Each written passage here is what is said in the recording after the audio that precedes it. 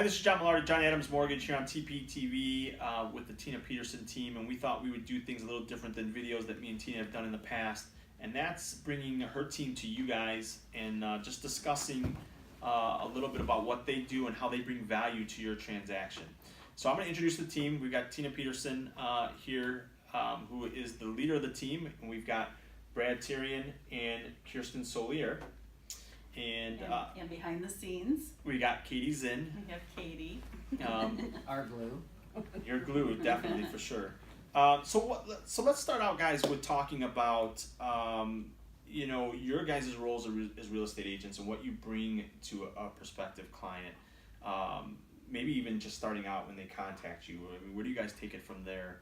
And how you handle a client when they first make a phone call? So I would like to start off with that. I will say that I think we all bring a little bit different to the table. When I'm talking to someone on the phone when they first call, obviously your first thing that you have to do is listen to them. You have to understand what it is they're looking for, get to know them, get to understand the things that are important to them in finding their new home. One of the things that we make sure that we do is we're not going to suggest somebody do something just to make a sale. So we really try to get to know the clients. So Kirsten, you can add on to that what you feel. Obviously really getting to know the clients and what their needs are, and from there, asking what's really important to them in a home, and going that route. So whether it be, they must have that 3-bedroom or they must have that walkout basement or anything like that, and going that route. And then, you could set them up on a search, and then, and I like to let my clients know anytime that you see something that you like, or if there's something on there that you absolutely hate, like, let me know and I can edit your search in any way. And it's best to go out and see some of those properties that you're like, I don't know, maybe that one could be the one, maybe that one couldn't be the one. And it's best, I feel like, to see it just to say, okay, that's absolutely not what I want, or that's absolutely what I want, and fall in love with, because you might think that you want one thing and you want something completely different. So and Kirsten's first introduction to this team was a buyer. Yes, I was, my fiance and I purchased a home with Tina in 2015, but prior to that we were working with her for about 2 years. She dealt with us for about 2 years. And what made you think that you wanted to do real estate at that point? I mean, what drew you to this business to do real estate? Tina was like super awesome with us.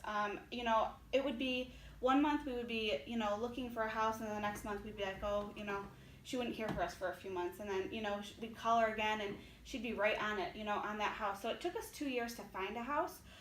But what I really liked was going in and seeing the houses and how personable Tina was with us. And I've worked in customer service, my whole life. So, I really enjoy working with people and helping people find their homes. It was really fun for me, and I like to see a house transform into somebody else's, because that's what we've done with our house. We got a little fixer-upper and have made it our own. So that's fun for me. Well, and I would say that, me being on the mortgage side, so this is taking customer service to the maximum level. I mean, Absolutely. You're dealing with clients who are handling their biggest transaction. Absolutely. A biggest investment. It's their it's going to be their pride. Home is people's pride. Mm-hmm. So I feel like you take you said I've been in customer service my whole life. I like it. This is kind of taking it to that higher level, right? I mean, for sure. Yeah, absolutely. So, it's the biggest purchase that they're ever going to make, Right. So, all their hard-earned money, it's not just serving them drinks and, serving them lunch or anything. I mean, you're helping them with the biggest transaction ever. And I take it very seriously. And it's nice to have Tina with all of her experience and everything, so I can always bounce questions off of her and stuff like that. So she's super helpful with that stuff, because there's always something new in all these transactions. There's always something new. Right, So And it's a huge emotional absolutely. attachment to your clients too.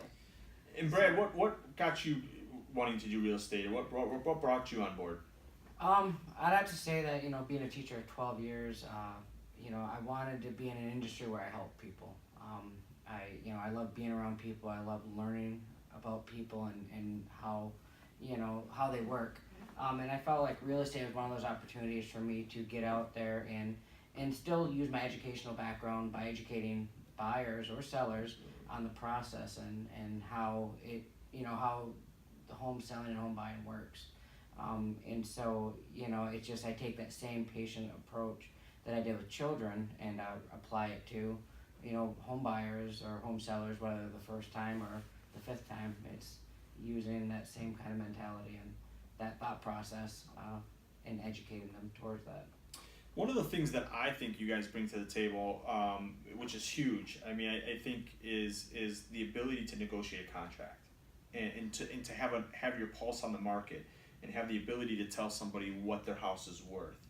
Can you guys talk about that, elaborate that a little bit about either talk about negotiating a contract and how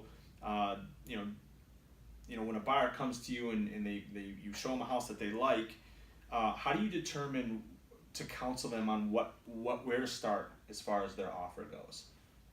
So on the listing part, which is mainly what I focus on now, I try to put the buyer's role with Kirsten and Brad. So on the listing part, your experience is going to make a huge difference. You have to know where to advertise. You have to know, so for instance, we just listed a horse farm. We did an aerial video. We advertise on horseclicks.com. So you have to know for each individual property its value and where to advertise. And that's the huge thing, because you can't just put it on the market and it sells itself. So on the listing side, I want to say it's experience, it's knowledge. And then as far as negotiating for the buyers, I think that would be more Kirsten and Brad can contribute to that a little bit. Yeah, I mean, I think when it comes to negotiating for the buyers, it's, really pulling out the comps of other houses that have been sold in the area, comparing those prices to the listing price of the house that your buyers like, and then, kind of discussing, where do we start at? And I think it all determines on, the condition of the house, how long it's been on the market, is there competition for the house itself. So you really kind of got to put the pieces together and try to formulate a puzzle and help the buyers understand, where's the best place to start at, and kind of go from there. So if I'm understanding you correctly, the details matter. Like paying attention to the little details, like things on time on the market, that type of thing matters when you're counseling a client. If I come to you as a prospective buyer and I want to put, let's just talk about a scenario. If I find I'm looking for a $250,000 house. I see a $250,000 house, and I think I want to offer $225,000. What you're saying is hey, maybe if the house has just been on the market, that might not be that you might counsel them that, hey, chances are that might not fly. But if you see the house has been on the market for 90 days, then maybe you think that's a good place to start. And so the details matter on how you counsel somebody. Is that? Yeah, I mean, I think when it comes to like that, I think the other piece of the puzzle, I think that sometimes buyers agents forget, is to learn what the seller's motives are. If it's an investment property, well, they're not going to have much heart and care into what your buyers want. But if it's someone selling their first home, then you kind of learn about their motivations and their purpose. Maybe they have another house on the market, or they're trying to buy, so that changes things. But I think it all kind of just it's a perfect blend of learning what the buyers want, learning what the sellers want, communicating, because you're communicating with your buyers. Obviously, you're communicating with the seller's agent. Sometimes you're communicating with the lender, that your buyers are working with, but also maybe sometimes you're working with the lender of the sellers, because they have to get into another property. They don't want to lose it. And so it's kind of being flexible and learning what everybody in the deal, in the transaction wants. Trying to make everybody happy. Mm-hmm. Yeah. Yeah. I think if you go in Treat there and everybody just, fairly. a bull in a china shop, I think that you're going to make people angry, and people aren't going to want to work with you, and you're not going to want to work with them. So it's just kind of keeping a calm approach to this whole process and being, just patient as you work through the process, because once you get a deal in place, then things tend to go a lot smoother. So at the end of the day, everybody's happy.